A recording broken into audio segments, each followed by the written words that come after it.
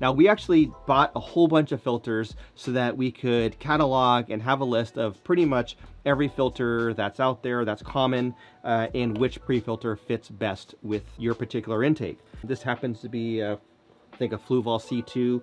This would just fit our medium sponge pre-filter, and it's a little bit of a nice perfect snug fit, and then it fits right on there. For this example, you can see that it's rectangular, that it's got this big basket on it. The easiest way to do it would be to just pull off that little basket, and then you have this tube, and it fits into the pre-filter. Here we can see that there's a basket. I'm going to take off this basket. If I were to look at this tube and then I were to look at, let's say, the large, it's still too large. It doesn't fit.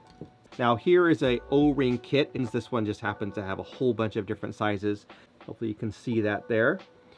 So I fit it over the tube, and now when I take my sponge pre-filter and put it in, there's resistance.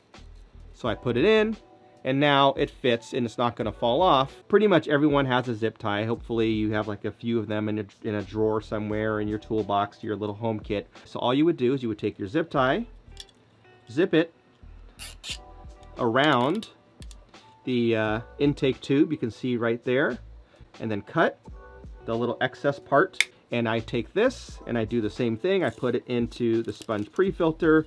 You'll see a little bit of resistance is sticking on, and there you go, just like that, it fits on. Now we do have them in 3 different sizes. We have it in large, we have it in this is a medium sponge pre-filter, and then the nano.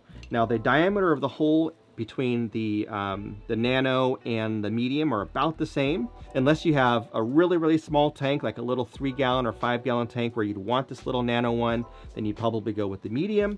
Then obviously for larger tanks with larger filters, you're going to want the large one because it's a larger diameter hole and a lot more surface area for bacteria and everything else. Now we do have a list that shows a bunch of different filters that we've tested and which sponge pre-filter will fit them, and then also has a note if you need to have an O-ring or a zip tie or both. Thanks for being a customer of Aquarium Co-op, and also if you're a member of our YouTube channel, don't forget to link your account for a 5% discount.